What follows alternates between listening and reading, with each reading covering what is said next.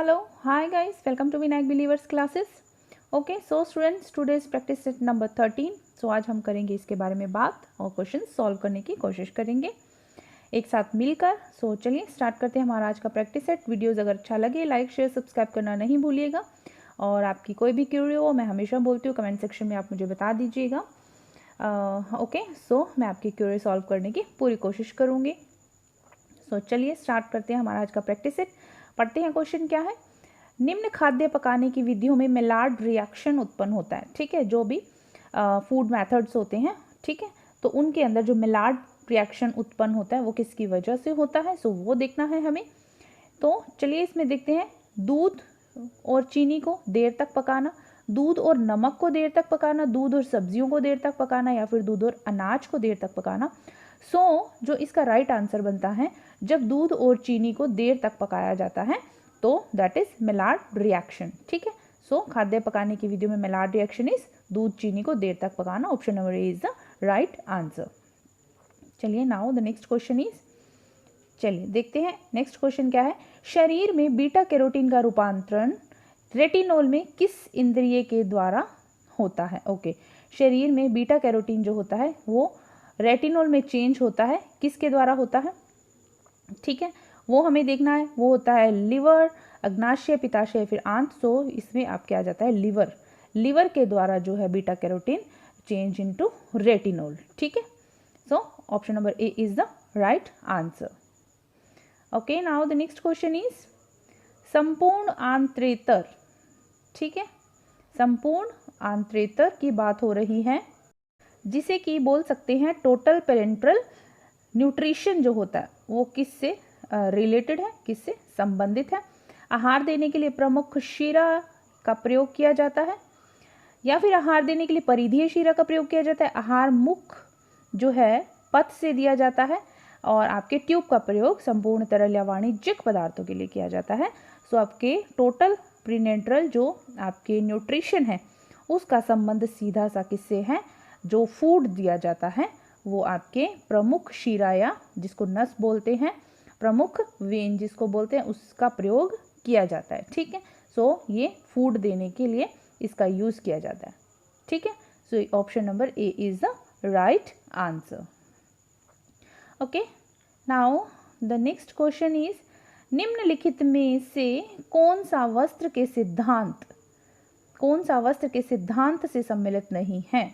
ठीक है, वस्त्र के सिद्धांत से कौन सा सम्मिलित नहीं है. सो हमें देखना है शालीनता, व्यक्तिगत विशेषता, सुरक्षा या फिर अलंकरण.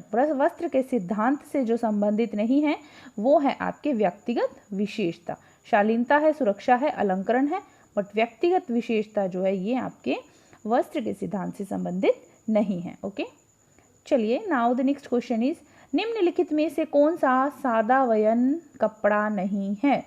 ठीक है, जो सिंपल वीव कपड़ा है वो नहीं है.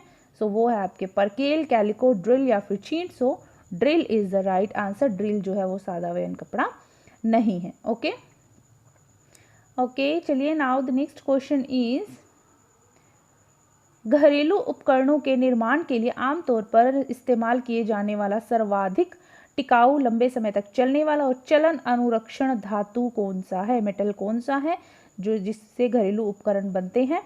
ठीक है, आमतौर पर, और जिसका यूज़ किया जाता है, ड्यूरेबल होते हैं, लॉन्ग टाइम तक जो ड्यूरेबिलिटी रहती है जिनकी, और चलन में भी है. ठीक है, सो वो मेटल कौन सा, एल्यूमिनियम, लोह, स्टेनलेस स्टील जिसे जंग विरोधी स्टील बोलते हैं, या फिर तांबा.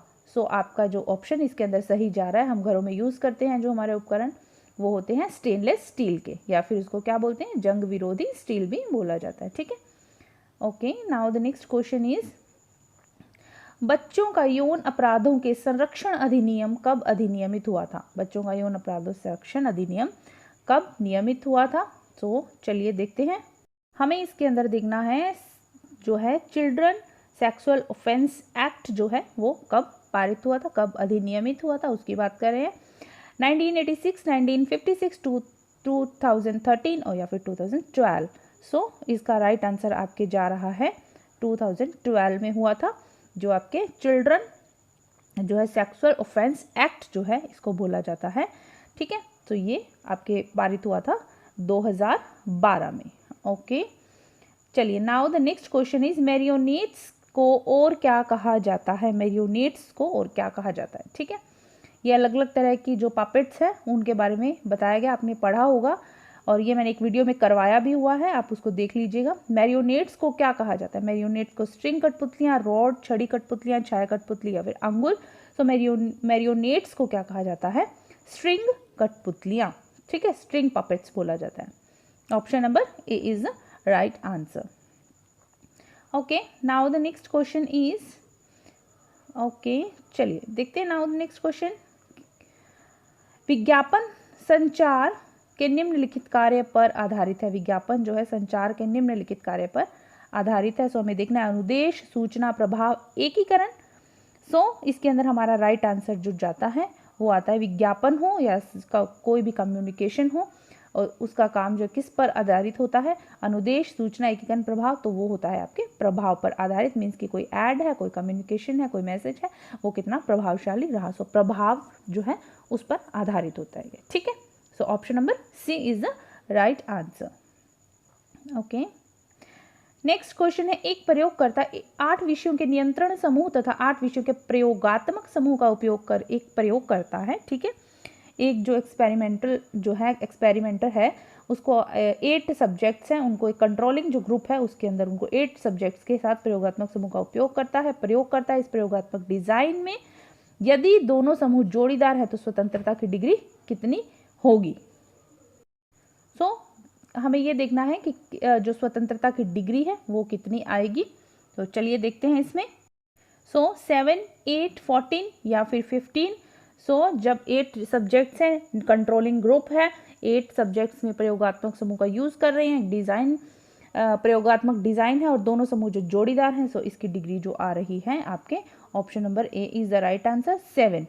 ठीक है, स्वतंत्रता की डिग्री कितनी आ रही है, 7। Okay, option number A is the right answer.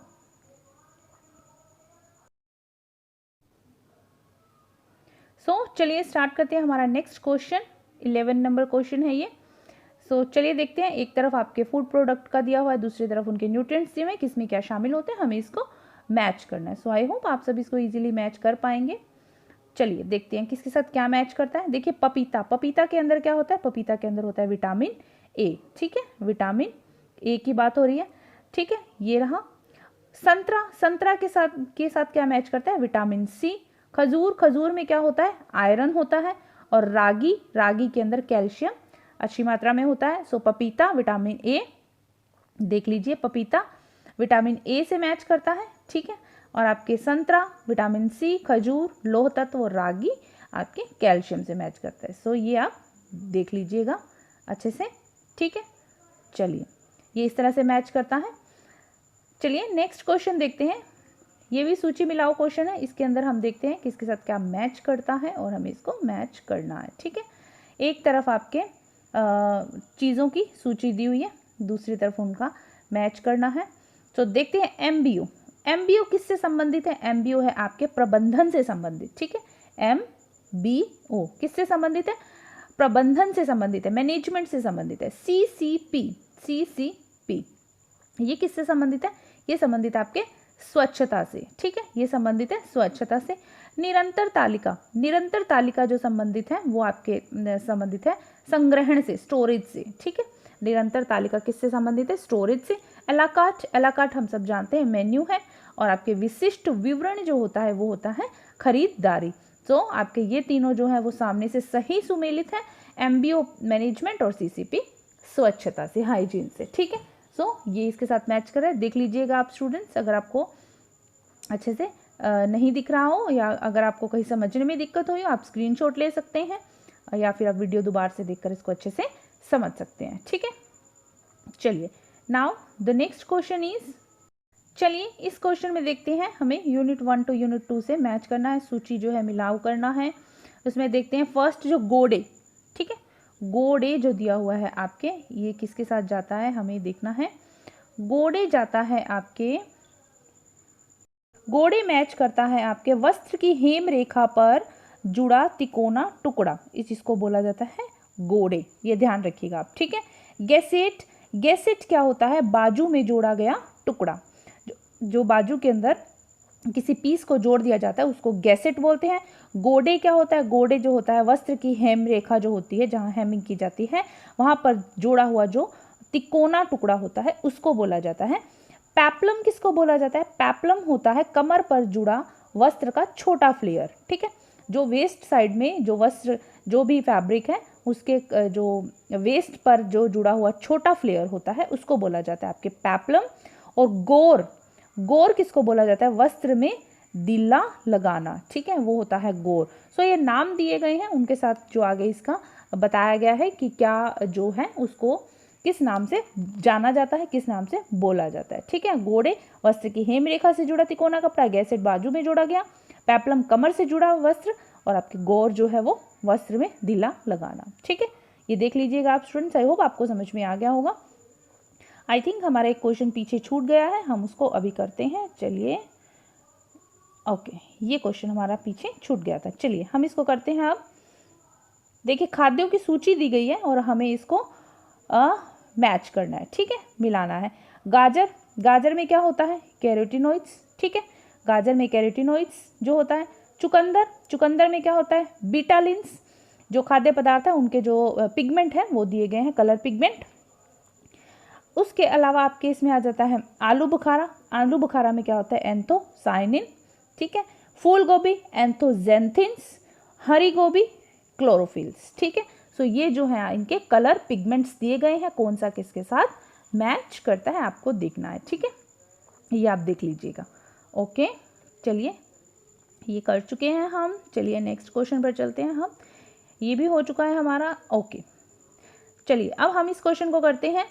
उपकरण, और सूची फर्स्ट में उपकरण दिए गए हैं, सूची सेकंड में उन उपकरणों के उत्पादक दिए गए हैं, ठीक है। उन उपकरणों के क्या दिए गए? उत्पादक दिए गए हैं जिसको हमें मैच करना है। सो चलिए मैच करते हैं क्या किसके साथ जाता है।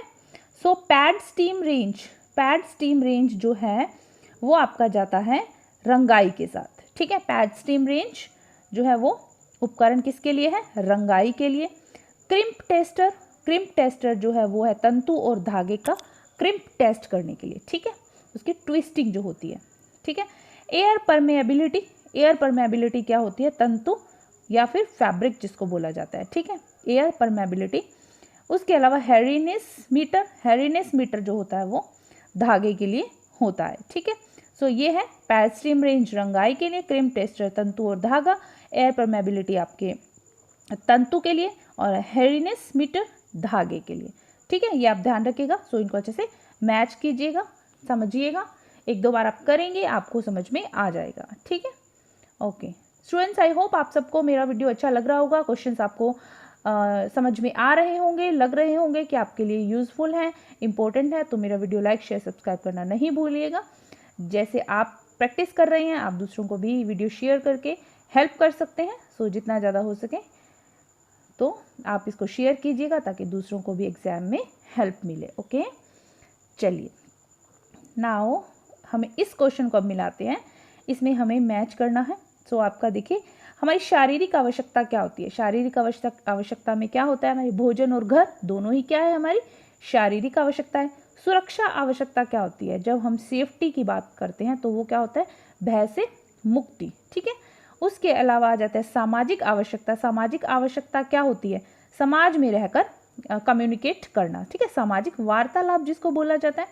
उसके अलावा सम्मान की आवश्यकता, जहाँ सम्मान की बात आती है वहाँ किसकी बात आ जाती है? स्वाभिमान की, ठीक है। और स्व कार्यान्वयन की बात कहाँ आती है? स्व अनुशासन, मीन्स कि स्वयं कार्यान्वयन मीन्स कि स्व अनुशासन में रहना, स्वयं अपना कार्य करना, तो स्व अनुशासन होता है वो। आप थोड़ा सा इसको इजी लैंग्वेज में समझने की कोशिश करेंगे सो इजीली आपको समझ में आ जाएगा। थोड़ा सा इसमें इस क्वेश्चन में थोड़ा सा लॉजिक की ज़रूरत पड़ती है, तो आप थोड़ा सा ध्यान से कीजिएगा, इजीली समझ में आ जाता है, ठीक है। चलिए now the next question is, चलिए अब हम इसे मैच करते हैं। सभी मैच वाले क्वेश्चंस हैं। देखिए एक मैच वाला क्वेश्चन करने से आपके 4 से 5 क्वेश्चंस जो हैं वो इजीली सॉल्व होते हैं। सो अच्छे से कीजिएगा, आई होप आपको समझ में आ जाएगा। आप जितना ज़्यादा प्रैक्टिस करेंगे उतना ज़्यादा आप इन क्वेश्चंस को पेपर में इजीली कर पाएंगे। ओके, चलिए अति अभिरक्षण, अति अभिरक्षण आपका किसके साथ मैच करता है? अति अभिरक्षण आपका मैच करता है अति आश्रितता के साथ, ज़रूरत से ज़्यादा डिपेंडेंसी, जिसको बोला जाता है अनुज्ञात्मकता। अनुज्ञात्मकता होता है आपके उत्तरदायित्वहीन, ठीक है, अनुज्ञात्मकता होता है उत्तरदायित्वहीन की बात हो रही है। अस्वीकृति, अस्वीकृति होता है आक्रमणशीलता, ठीक है, किसी चीज़ की अस्वीकृति, आक्रमणशीलता। और आपके इसके अलावा स्वीकृति जो होती है वो होता है विश्वस्त, ठीक है, किसी चीज़ को स्वीकार कब करते हैं? जहाँ विश्वास। अस्वीकृति, आक्रमणशीलता हो गई। अनुज्ञात्मकता जो होता है वो उत्तरदायित्वहीन हो जाता है, ठीक है। और अति अभिरक्षण अति आश्रितता हो जाता है, ठीक है। देख लीजिएगा, समझ में नहीं आए स्क्रीनशॉट लीजिएगा, फिर भी समझ में नहीं आए आप इसको एक बार वीडियो को पॉज करके देख लीजिएगा, फिर से वीडियो देखिएगा।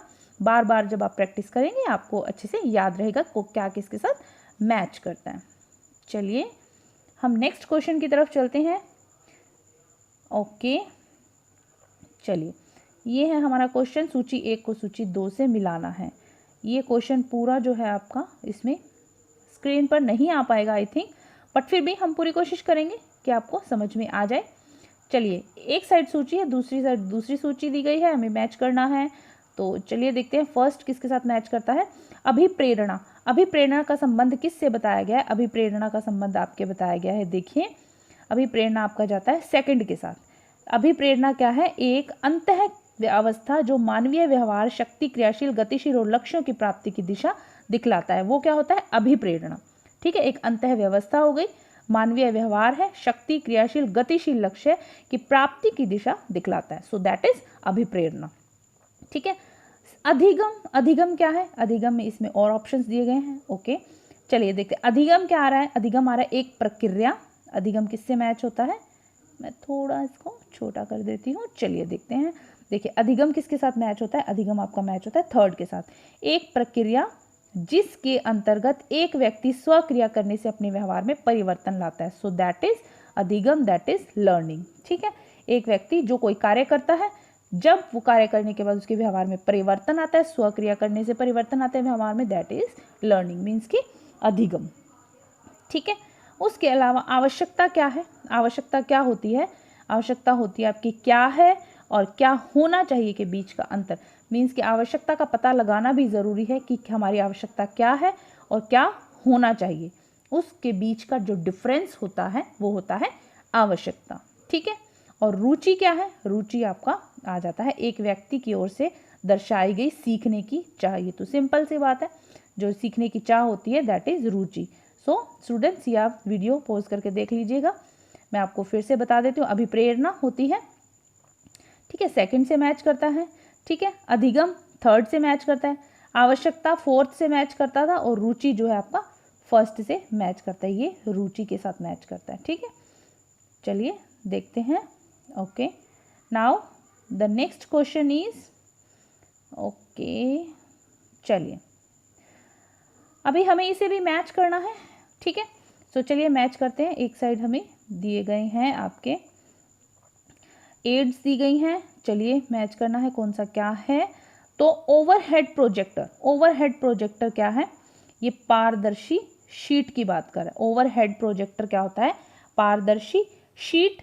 एलसीडी प्रोजेक्टर क्या होता है? पावर पॉइंट, ठीक है। एलसीडी प्रोजेक्टर क्या होता है? Power point. स्लाइड प्रोजेक्टर क्या होता है? स्लाइड प्रोजेक्टर होता है स्लाइड। और चलचित्र प्रोजेक्टर क्या होता है? जिसको वो जो मैच करता है आपके फिल्मों के साथ, ठीक है, फिल्म, ठीक है। ओवरहेड प्रोजेक्टर पारदर्शी शीट होती है, ठीक है।